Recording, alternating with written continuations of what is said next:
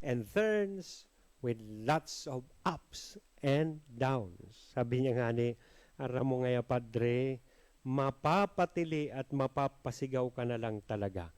Kadakol ka ngayang madidiskubre na nakakasyak o manunungod minsan sa imong partner. Kaya, tigsasabi kayo ni sa tuya, mga katiwala, na importanteng marahay, it is very important to let God work in your marriage.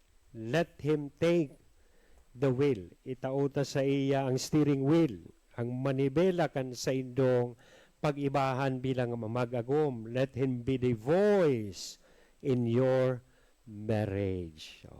Minsan, data na nadadangog ang Diyos ta.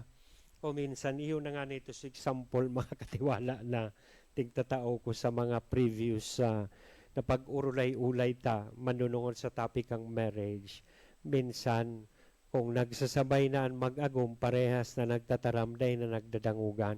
Naramdaman ko itong istorya na bago sinda magpakasal, nagkaigwa sinda ni na agreement na during the first year nga kang marriage ta, they were trying to agree on itong tigaapod na speaking terms. Ako nga nasa na ngaya ang pagdangugon mo. Ako ang magpaparataram, magdangog ka sana, sabi kan lalaki. Yung man ang nangyari, 1 year na ibahan, nagdadangog sana si babae. Second year, binaguso agreement. This time, so speaking about speaking terms, so babae naman ang magtataram, si lalaki magdadangog sana. Yan. I will do the speaking, the talking, you do the listening. Then, it was successful. Dahil sinda nag-iiwal, tapag nadadagit si babae, nagtataram si babae, dahil man, nagdadangog sa naso lalaki. Ang problema, tadain na sindang naging agreement during the third year, kang marriage ninda regarding the speaking terms. Kang third year da ang nangyari, both of them are talking. Parehas nang nagtataram. And the neighbors are listening. Dakulo ng mga marites. So mga kataid narong iyon ang nagdadarangog. Kaya importante po na ang Diyos yaon dapat nagtatrabaho sa laog kan buhay nin matrimonyo kan mag-agom. Let Him take the wheel. Let Him be the voice in your marriage. Dangugon an sa iyang boses. Taan sa iyang boses, iyoan magdidikta. Iyoan magigiya kung ano ang dapat na maging direksyon kan sa indong pag-ibahan bilang mag-agom. And importante man pong tandaan, mga katiwala, pinagdiskutir ta naman sa naining manod sa marriage, ining mga advices that we should bear in mind in order for us to sustain, maintain, sabi kan sa Bicol, mantener, sustener, disponer. Mantener, mamantener, masusteneran sa indong pag-ibahan bilang mag-agom. Importante man na you also need to surround yourself with people who will lead you to God. Minsan kaya, nagsusuruwayan ang mag-agom dahil kan mga tawong nakapalibot sa inda. Tas mga tawong ini, mga marites. Ano pa nga ni susaro sa marites, mari anong latest? Mga marisol. Aram nindo ang mga marisol. Mga parasolsol. Nahiling ko ngaya si Agumo. May kaiba ngaya. Yaon duman sa mall. Nag-ignite. Nag-agitate.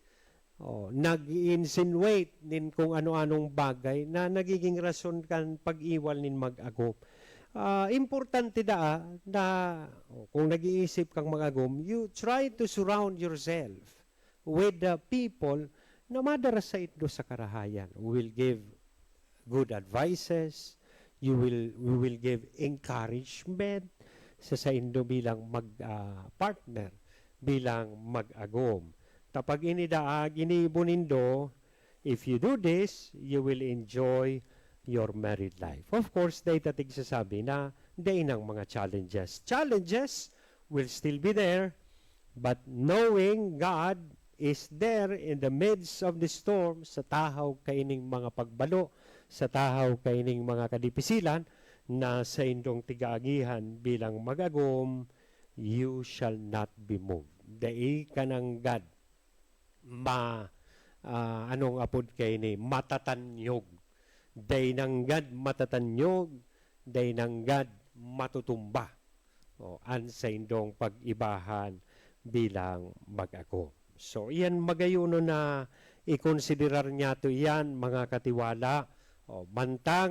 Mantangon yan, pinapagirumdum kita kaini, lalong-lalo na itong mga may planong mag-agumpasa na. Yan mga importanteng bagay na ini. Girumdumunta na pag kita maagum, dahil kita naglalaog sa sarong hamanang kastilyong buhangin. Sabihon, taso sa indong dream castle.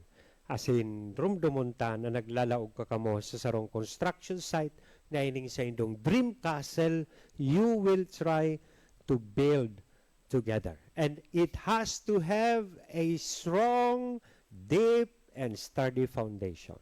And ang pinakamagsog na pundasyon, tanganing day ni maulag, iyo po ang mahal na Diyos. Now, digdi naman kita mga katiwala, duman sa mga nakalaog na sa sakramento nin matrimonyo, apisar kang nakalaog na, gani baga struggling with married life. May asawa na, at the same time, struggling with married life. Igwa akong nabasang 2 tips. Sabi duman sa tips, 2 tips to keep marriage last until the end. May asawa ka na ba? Or otherwise, struggling with married life, ano ang sikreto ng panghabang buhay? Remember, sabi ko kasubago, nagsumpa kamo. Kang nagpakasal kamo, may sinumpaan kamo sa altar, sa harap ng Diyos, sa harap ng sambayanan. Anong sabi nindo? That you will live forever. That you will be with each other. For better, for worse, for richer, for poorer, in sickness and in health, may pasumpa-sumpa ka pang sinabi mo, until death do us part. So, rumdumon iyan na kang kamo nagpakasal, you made that vow to each other. Ano da ang sikreto? Tanganing maglast until the end. Maglast till death do us part. Ang sa indong marriage. Ang enot, sabi duman, siring kang tig-advise man duman sa mga mapakasal pa sana, day nanggad paglingawan, nagibuho na sentro kan sa indong pag-ibahan, an mahal na Diyos, God. That's the first secret. Because God is love and the source of all love. Tapag hinali na daakan mag-agom, ang Diyos sa indang buhay, duman, nagpupuo na magkaigwanin problema. Agree? Di ba, pag naina ang Diyos sa buhay nin magagob, gabos na sa negosyo, gabos na sa nakaugmahan, gabos na sa natigi-isip kwarta, day ng oras sa mahal na Diyos, maski Domingo, nagtatrabaho, day ng oras magsimba. Dati kay ito kang magjowa pa sana pag perpetual health novena, nagsasabay-sabay, nagsisimba sa St. Jude.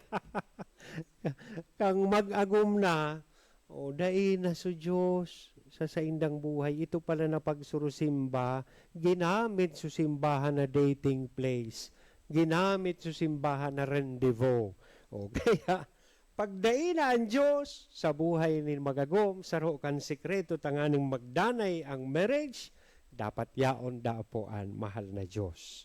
But as long as God is the center of their life, kahit anong pagdaanang challenges, they will stick to each other not only as a couple but as a family. Kung ang Diyos, sentro kan buhay nin magagom, asin kan pamilya, sigurado daing anuman na mga pagbalo, daing anuman na mga kadipisilan na pwedeng makaulang sa sainda.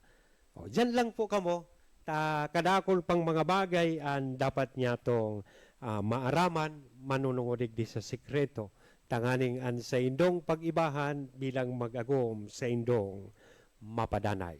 Nagkaperang pagirumdum na.